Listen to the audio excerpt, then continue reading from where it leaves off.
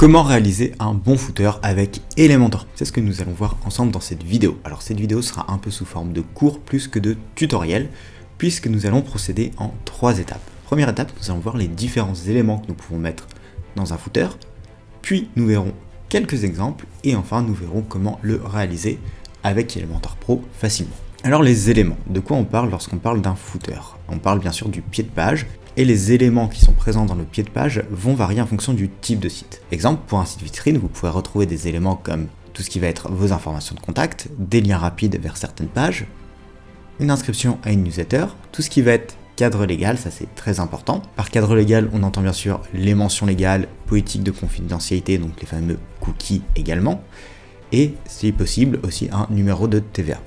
Ensuite, vous pouvez également mettre votre logo si vous avez trop d'espace, le choix des langues si votre site est en plusieurs langues, mettre des liens vers vos réseaux sociaux et enfin une zone de copywriting. Dans les faits, ça se traduira de la façon suivante. Donc là, si je vais sur mon site à moi, en fait, dans mon footer, ce que j'ai mis, c'est que j'ai mis le lien de mes partenaires, un appel à l'action pour qu'on me contacte facilement, et ensuite 3 colonnes où on retrouvera mes informations de contact, mes liens importants, donc là ce sera plus pour travailler un petit peu mon maillage interne et faire remonter les pages, et ensuite tout ce qui va être les informations légales. Ça c'est vraiment pour un site vitrine, c'est quelque chose de plutôt simple. Après vous, pour démarrer, si vous voulez, vous pouvez faire quelque chose de plus simple et juste vous contenter de la dernière partie. Ici en soi il manquerait juste peut-être le copywriting. Si je reprends un autre exemple d'un site plus dodu, là on peut voir que dans le footer j'ai mis un appel à l'action pour qu'on nous suive sur Facebook, des liens rapides vers mes pages les plus utiles, les liens utiles où là il y aura tout ce qui va être offre d'emploi, les partenaires et encore une fois le cadre légal, le contact, les partenaires en question, et là on peut retrouver ma zone de copywriting qu'il faudra mettre à jour du coup, ma signature et un lien vers Facebook encore une fois. Après vous avez peut-être un e-commerce, donc un e-commerce, le footer va être plus compliqué en soi, il y aura plus d'éléments. Dans ces éléments on pourra retrouver encore une fois le contact, cette fois-ci vous pouvez mettre vos catégories de produits, pour travailler votre maillage interne, donc les produits populaires pour augmenter leur visibilité, des liens utiles comme tout ce qui va être compte ou panier, encore une fois le cadre légal. Ici ce qui peut être intéressant c'est également de mettre les informations de livraison, donc soit les pays où vous livrez, soit aussi les délais de livraison ou les services de livraison que vous utilisez, donc ça peut prendre la forme d'une liste, d'un texte ou encore de plusieurs icônes à la suite. Le choix des langues, newsletter, moyens de paiement très important, le copyright et les réseaux sociaux.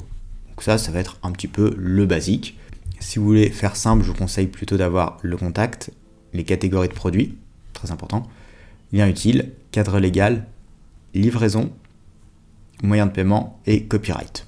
Ce sera à peu près la base. Ici, par exemple, nous on a fait les liens rapides vers différentes pages, donc notamment le compte, le panier, notre charte cadre légal avec livraison, retour, les derniers produits vus et les catégories de produits qui peuvent être filtrés. Et ensuite, en dessous, on aura les réseaux sociaux, les moyens de paiement et, encore une fois, le copywriting. Après les informations, vous pouvez très bien les agencer d'une autre façon et utiliser typiquement des boîtes à icônes comme ici pour mettre en avant certaines informations et mettre du coup cette rangée dans votre footer pour que l'utilisateur le retrouve de partout.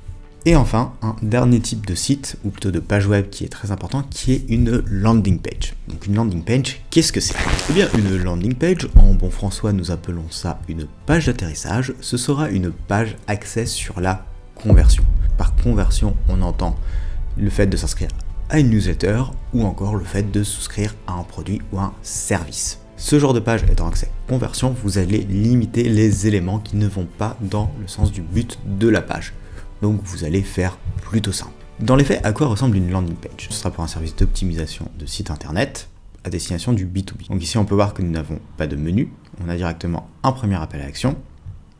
Et ensuite le but va être de lever tous les freins de la personne afin qu'elle souscrive à notre service. On aura notamment beaucoup de témoignages et souvent l'appel à action qui reviendra. Et ici, si je descends tout en bas, eh bien on peut voir que j'aurai un footer bien plus minimaliste. Où là j'aurai juste des informations de contact, mon cadre légal et mon lien vers LinkedIn, mais ça encore une fois, il peut sauter. Si je prends un dernier exemple ici avec HubSpot, donc HubSpot voici leur site classique avec leur footer normal, et voici une page pour télécharger un guide sur la rédaction d'email. Si je descends, la page sera très sommaire vu que c'est pour quelque chose de gratuit. Et ensuite, on peut voir que le footer sera beaucoup plus minimé. Cette landing page, pour y accéder, ce sera du coup l'étape finale d'une campagne marketing qui peut débuter par des publicités sur les réseaux sociaux, du référencement naturel, de l'emailing ou encore du SEA, donc du référencement payant. c'est notamment en général toutes les pages que vous subissez lorsque vous cliquez sur une publicité pour une formation gratuite, pour un super coaching, une masterclass ou n'importe quoi d'autre. Vous arrivez sur ce qu'on appelle une landing page. Ok, maintenant que nous en savons un petit peu plus au sujet de la landing page, continuons de regarder 2-3 exemples. Donc ici on a l'exemple d'Azos. Donc Azos, eux dans leur footer, ils ont fait directement ces petits banners pour dire que la livraison peut être offerte à partir de 20 €, les marques tendances, les réseaux sociaux, les moyens de paiement. Vous voyez, on est quand même sur un footer relativement minimaliste, qui est plutôt d'ailleurs assez sympa pour un e-shop. Alors qu'à contrario, si on prend Zalando, là le footer va être beaucoup plus conséquent. J'ai dû dézoomer pour arriver à l'avoir en entier. Là on aura vraiment toutes les marques, les produits mode préférés. Ensuite on aura un formulaire d'inscription à un newsletter et tout un tas de liens. Et aussi, pareil, tout ce qui va être des informations sur la livraison, les moyens de paiement et pas mal de choses en plus. Donc je vous invite à aller voir ce footer par vous-même, c'est plutôt intéressant de voir ce qu'ils ont fait. Bon, bien sûr, pour faire un footer comme celui-ci, ça implique d'avoir quand même déjà pas mal de choses sur son site internet. Enfin, version plus minimale, nous avons le footer de Red Bull. Donc là, ce qui est intéressant, c'est que vous avez également le choix des langues ici en bas à droite. Et enfin, HubSpot qu'on a déjà vu, où là, le footer passe de ceci à ceci sur la landing page. Bien, maintenant concrètement, comment faire ça ? C'est bien beau, mais il faut passer un petit peu à la pratique. Pour ce faire, étape numéro 1, rendez-vous sur votre dashboard. Ok, jusque là, rien de sorcier. Il vous faudra du coup Elementor Pro d'activer. Une fois que vous avez bien activé Elementor Pro, je vous conseille de vérifier 2-3 petites choses en termes de réglages qui peuvent être très pratiques, notamment lorsque vous voulez faire un footer ou encore votre menu. Pour ça, vous allez aller dans Elementor, réglages, puis dans fonctionnalités. Dans fonctionnalités, je vous conseille d'utiliser le compteur grille, mais également de descendre et d'activer la fonction menu qui va être très pratique. Une fois qu'on a fait ça et que vous avez enregistré, nous allons utiliser les modèles. Et notamment dans modèle, tout ce qui va être constructeur de thème. Le constructeur de thème vous permettra de construire des éléments dits génériques, donc que vous pourrez faire apparaître via certaines conditions à certains endroits de votre site internet. Ce que je vous recommande de faire dans un premier temps, c'est de faire votre header et votre footer déjà avec le constructeur de thème et ensuite d'aller plus loin. Donc notre footer, ici, on peut voir que j'en ai en fait deux. Donc je vais avoir mon footer générique et ce footer là que je n'ai pas nommé. Et pour chaque élément, bien j'ai des conditions d'affichage. C'est-à-dire que si je vais sur mon site, j'aurai mon footer générique ici, mais lui ne s'affichera que pour certaines pages et notamment il ne s'affichera pas sur mes pages de panier. Là, cela change et j'ai un autre type de footer où je pourrais remettre par exemple mes catégories de produits. Donc pour faire ça, ce sera via des conditions.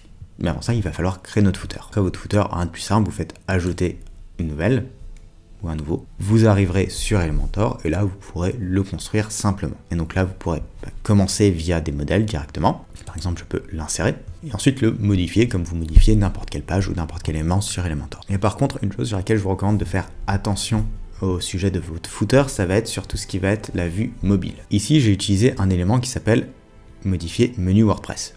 Donc c'est ce que j'ai activé avant dans mes réglages d'Elementor. Cet élément, il a une particularité, c'est que comme c'est un menu, ça veut dire que son affichage va changer sur mobile et sur tablette.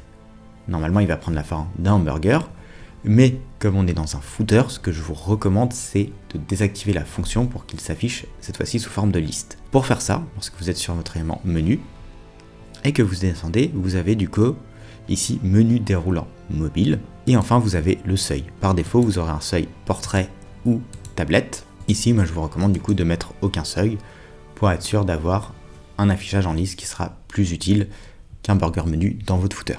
Donc voilà, donc ce sera tout niveau petite subtilité. Maintenant on va regarder un petit peu les conditions d'affichage pour faire ce que je vous ai montré en exemple, donc le fait d'avoir plusieurs footers et de les faire changer. Donc pour ça, lorsque vous voulez publier votre footer, je vous dis que vous pouvez ajouter des conditions. Si vous ne mettez pas de conditions, il ne s'affichera pas. Et dans les conditions, vous avez inclure ou exclure. Donc par défaut, ce que j'ai fait moi, c'est que j'ai mis inclure dans tout le site. Ensuite, j'ai ajouté une condition d'exclusion, où là j'ai mis unique. Puis unique, j'ai choisi mes pages. Et sur mes pages, j'ai mis de la page de panier, donc ma cart page. Puis j'ai refait pareil avec ma page de checkout. Là où ça peut devenir intéressant, c'est que vraiment vous pouvez faire vos footers spécifiques pour vos landing pages et vos footers même spécifiques pour vos pages produits, vos pages catégories, etc. Donc vous pouvez aller assez loin, n'essayez pas trop de vous perdre. Au début, je vous conseille plutôt de commencer avec 2-3 modèles de footers et bien définir les cas d'usage de ces footers. Bon, c'est bien beau tout ça, mais si vous avez encore un peu du mal avec Elementor et notamment la prise en main des compteurs, eh bien je vais vous conseiller d'aller voir cette vidéo qui vous aidera à y voir plus clair. Sur ce, je vous souhaite une bonne journée et à bientôt.